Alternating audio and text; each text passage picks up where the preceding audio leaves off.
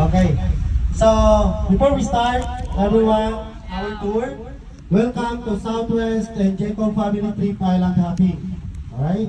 So, listen first, I will give you a small briefing regarding to our island hopping. Okay? By the way, my name is Wilhelm. Okay?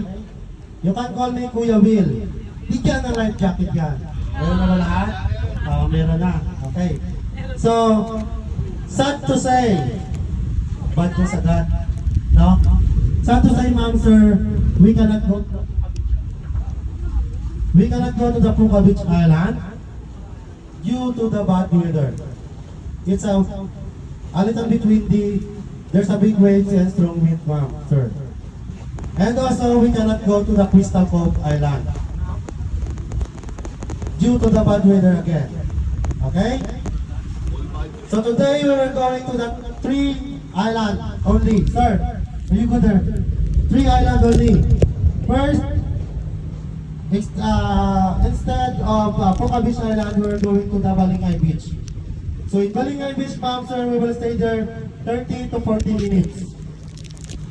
Kung nakita namin nag-enjoy kayo, ma'am, 2 days tayo doon. Okay lang? Okay. So what kind of activity that we can do in Balingay Beach? This is optional, ma'am, sir. Crystal kayak. If you want to do this one, ma'am, sir, you can take photos couple first.